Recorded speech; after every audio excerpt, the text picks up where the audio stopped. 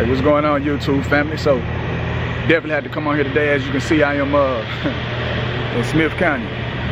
Again, I am in Smith County. And that's really what I want to talk about today, man. It's real simple. You know, in 2025, challenges, struggles, crises are inevitable. They're gonna happen, period, right? So the question is not, is it gonna happen? I know everybody come on, know it's 2025, everybody coming online. You have all these motivational YouTube series, you have all these motivational topics, you have all this hope, all this inspiration, all these dreams, which is all fine. But I also wanna make sure that we have some reality as well, right? And the reality is that in 2025, there will be challenges. In 2025, there will be setbacks. In 2025, there will be struggles, but it's supposed to happen. So the question is not, will it be that? The question is, how solid is your foundation? Will it shake you up, right? Will it throw you off course? Will it distract you, right? And I want to speak on that because, man, the only reason that I am in Smith County, because don't nobody know about Smith County, nobody know about Tyler, Texas. And if you do, you know about it because of the same reason I know about it. Because one thing for sure, if Tyler, Texas not gonna make money off of nothing else, what it's for sure gonna make money off of is when it comes to this legal system. They're gonna try to get you by any means necessary. And I mean by any means necessary. You can be driving, not drinking, not smoking. If they feel like you lost, they're gonna pull you over and see how they can assist you. And if they find out that they can assist you in more ways than one by locking you up, they're gonna lock you up. My situation, right? I'm in Tyler, Texas, you know, 6, 7, 8 months ago, August actually, and down here for a family reunion. Went out to go get a couple things from the store for my family. And Smith is Smith County, right? Tyler is Tyler, so it's country town and it's nighttime. So I don't know my way around at all. So I'm coming back, you know, and I got my hazard lights, not hazard lights on, but you know, I'm trying to figure out the exit, figure out the turn to be able to go into, you know, where I need to be going back into from the resort that we were staying at. And because I did not know where I was at, I was hesitating. I was slowing down, speeding up, making sure I didn't miss it because I didn't know how long it was gonna take me to double back. And eventually I got pulled over. But I didn't get pulled over for swerving. I didn't get pulled over for drinking. I didn't get pulled over because they felt like I had guns on me, weapons on me. I didn't get pulled over for weed in the car. I didn't get pulled over for any of that. I got pulled over because it looked as if I was lost. Is why I got pulled over, right? Because it looked as if I was lost. So when I let the officer know, hey, no, obviously I'm simply just trying to make it back to my, to the family reunion. I just don't know where I'm going. I got it in my GPS. You can see it right here. Cool, no problem. If everything check out, we're good to go. Give me your name, give me your number, give me this, that, and the other, whatever, cool. So I proceeded to start giving my information. Now granted, what I did do is I did one thing, and I did one thing again for myself, for my safety. Anybody who knows Smith County understands that when you're with the officer, and it's just you and that officer, you don't know what's gonna happen. You do not know what's bound to happen.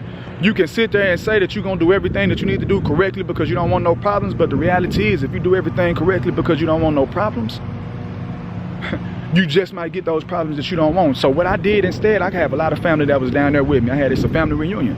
So I gave him my name, I didn't give him my full name. You know, my name Desmond, I gave him Des. Cool. Let him know it, don't have my license. Hey, my name Des, boom, boom, look it up, whatever. Long story short, he came back, he realized that my name wasn't Des, it was Des, right? Cool. And because of that, he also realized that I had a warrant. Now, not a warrant for doing anything negative, not a warrant for doing anything illegal, not a warrant for doing anything bad, not a warrant for no serious case.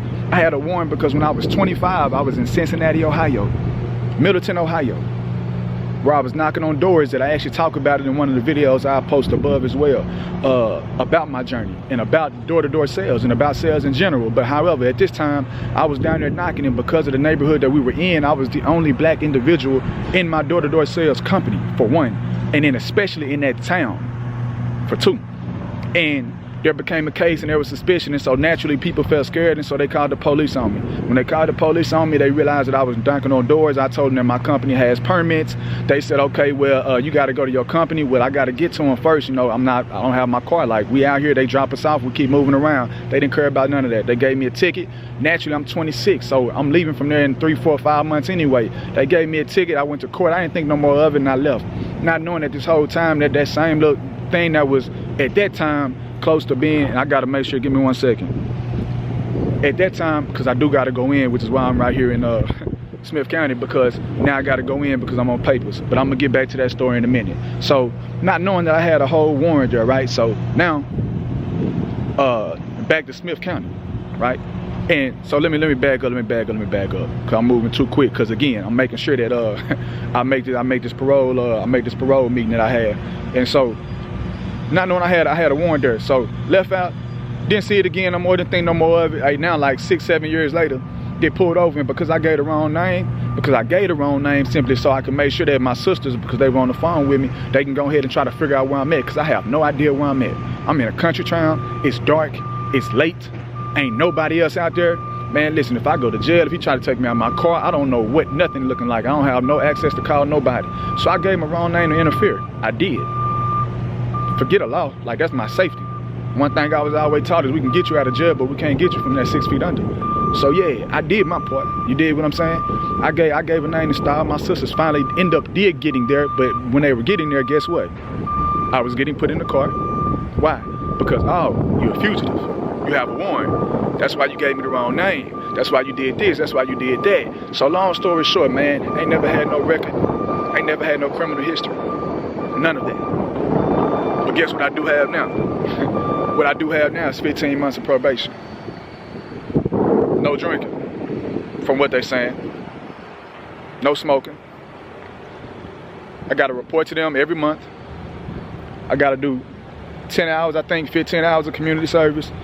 And if I can do all of that, then this will stay off my record, and I won't be charged with failing to identify as a fugitive. So I'm saying all that to say this, man, that's just one story. If y'all look at that video I sent y'all to see how 2022, 2023, 2024 has been a journey, and I love it. But that takes me back to what we're talking about today, which is crisis. And so don't think for one second that in 2025 that there would not be challenges. There would not be crisis. There would not be struggles. There would not be hard times. It's inevitable. The question is, how solid is your foundation, right? That's the question. Because one thing we know for sure is that when it comes to crises, where did that even come from, right? Like, we created that word crises. Because the reality is, if we look at it, no matter if you're a believer or not, but I'm just speaking for me, right? God don't give us nothing that we can't handle. And in fact, if we look at it, anytime God wanted to do something big, he did what? He created a challenge. He created a story, right? He created a struggle, and he wanted to see if his soldiers can go through that. If his warriors can go through that, can overcome that. And really, not even if they can overcome it, but he wanted to make sure he did it that way. When people see that story and people hear that story, they know it was none but God. So what I'm saying is that right now, in 2025, yeah, I'm dealing with all this right now, but I know you're dealing with stuff too. Like right now, people going through real crises. People losing jobs going into 2025. People losing homes going into 2025. People losing savings, whatever little bit they have going into 2025. Businesses going into 2025. Relationships, you know what I'm saying? Shit, faith, you know, hope in 2025. And the reality is, if we only knew that crisis is not a bad thing. We put weight on that. We created that word crisis because we wanted to try to create a word to describe stuff that we cannot control. That was out of our control, that was unpleasant. But the reality is, if we understand that crisis is needed, and that crisis comes right before something big happens, then we'll start looking at things differently, because words control our reality. So if I say crisis, I mean I'm gonna move as somebody who is going through a quote-unquote crisis. However, if I say I'm going through my transition because I'm gearing up for this big thing that's about to happen, I'm gonna move a little different. I'm moving offense and not defense. I'm gonna move happily and not scared. Right? I'm gonna move courageous. So what I'm saying is, man, no matter what you're going through, right? More of this story. No matter what you're going through, no matter what they were talking about when it comes to all this good stuff that's happening, or what you need to expect in 2025, yeah, expect all the good. Expect all the good. However, what I don't want you to do is I do not want for you to belittle your story. Because when the reality is said and done, the reality of the situation is this. And I keep looking at my clock because I got to be inside this courtroom by 11 to meet with my parole officer. But the reality of the situation is this. We are identified by what we've been through, is the best way I could put it. If you look at history, history is nothing but a record of crisis, right? We can go back to anything. People who want to look at the presidents. People want to look at Martin Luther King. What was his story? People that want to look at your favorite artist, your favorite rapper. Why do you like them? Because of their story, because of their crises. People that find inspiration off of YouTube, you know. People that find inspiration for people who they want to listen to. Why do you want to listen to them? Because of their crises, because of their story, because of their identity. So if you understand that, if I understand that, if we understand that, at the end of the day, crisis is all that we have. Right? Pain points are all that we have. A story is all that we have. Nobody wants a perfect story. That's not enticing. That doesn't show anything. For those who got faith, that doesn't show who your God is. For those who want wisdom, that's not gonna give you wisdom because you ain't never had to go through nothing. So all I'm saying is that I'm not taking away from the fact that a lot of a lot of stuff that you might be going through is heavy. Like, I'm not belittling, I'm not devaluing none of that. However, what I am saying, because when I'm talking to y'all, I'm talking to self. What I am saying is that this just the beginning, bro. Like, this don't define us. Or let me take that back. It do define us, but it don't define us negatively. I'm dealing with this situation right here, and I got to clock in with them, but watch how I'm about to make this happen. Watch how they about to set me up. Okay, cool. Can't smoke? That's cool. I stopped smoking for 3 years before anyway. Drinking, I stopped drinking for 4-5 years anyway. I haven't ate meat in 8 years anyway, right? Like, I've been stopping things anyway so I can have control over self, right? And I think that's the important part. What they don't realize, what these folks don't realize, is that what they just did, they just woke up a giant, right? Because Daniel had to fight Goliath. If he didn't fight Goliath, he wouldn't have been King Daniel. Martin Luther King had to go out there and speak. He had to take that sacrifice, because if he didn't, then we wouldn't even know that it was a possibility. Malcolm X did what he had to do. Rosa Parks did what she had to do. Let's keep going.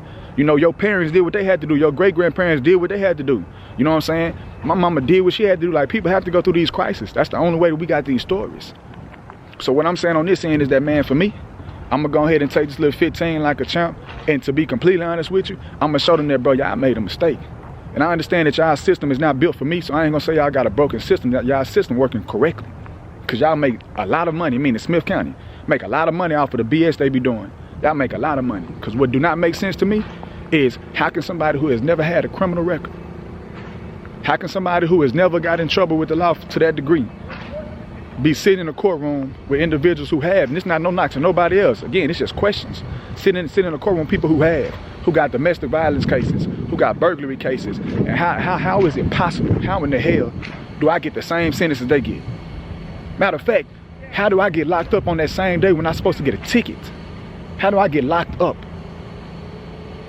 for failing to identify as a fugitive when I didn't even know I had a warrant to begin with? So I can't say, again, the system is broken. The system works correctly for the people who created it, right?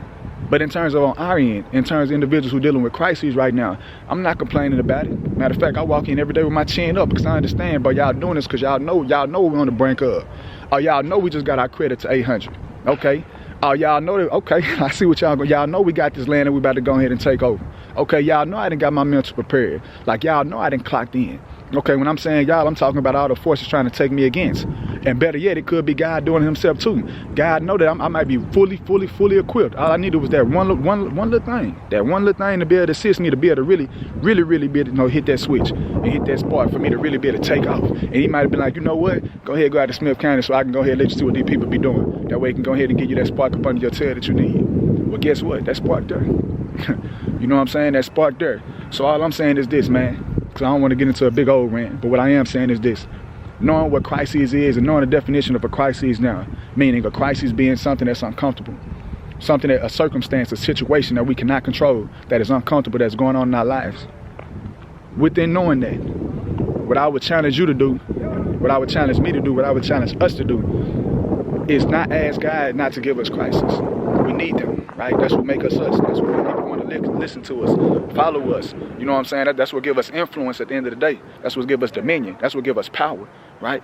So our prayer is not that we ask God to not give us crisis, but ask him to give us understanding in the midst of. Ask him to give us clarity in the midst of, right? And for you specifically, whoever you are, for you specifically, when you're going through 2025, don't look at all this stuff that's going wrong as a negative. Crisis is not negative. That just show you that, okay, if you're dealing with this, imagine what that payout about to be. Stay focused. Stay strong. Stay committed. Stay persistent. Have perseverance, right? Have faith. Keep hope. Stay courageous. And most importantly, remember that when it comes to crises, history is nothing but a record of crisis, right? So you're gonna have crises. Crisis does not define us. Anybody in 2025 is gonna go through some type of struggle. Is gonna go through some type of pain. Is gonna go through some type of alienation, isolation. Is gonna go through some type of something that's gonna make you feel uncomfortable. But the question is, how strong is your foundation? How solid is your foundation? And if they say that history is a record of crises, then my question for you is simply this. If we now know that, then my question for you is, at the end of 2025, going into 2026, how will you be defined? Because on my end, I'm gonna be defined as a warrior. You feel me? I'm gonna be defined as a man of God. I'm gonna be defined as somebody who had faith. I'm gonna be defined as somebody who kept their head up, somebody who kept fighting, somebody who knew exactly what they needed, who exactly what they wanted, exactly what they were put here to do, which is to be able to carry out my purpose and to have dominion. That's how I'm gonna be defined. So now I need you to ask yourself how you gonna be defined. And when that being said, man, I love y'all. Hey, you know we're gonna keep coming through. Again, I just had to get it to y'all real quick because I gotta walk in here now and deal with these people and go ahead and see what he's talking about today, man. But I really just wanted to get that to us, man, because I feel like a lot of people be doing the exact opposite. We start praying for crisis, or we start praying for God to remove crisis instead of asking him to give it to us. That way we can make sure that we define ourselves even more. I want to make sure my name is written in stone. And what I stand for is written in stone. I don't have no shame over that and no crisis to come with it. So I love y'all, man. Hey, I'll make sure if y'all like this, if it spoke to y'all, if y'all got something to say, man, then please leave a like, leave a subscribe, leave a comment. You know what I'm saying? And then let's keep this thing going, because at the end of the day, no matter what we're going to do, we're going to transcend with intention. Intentionally.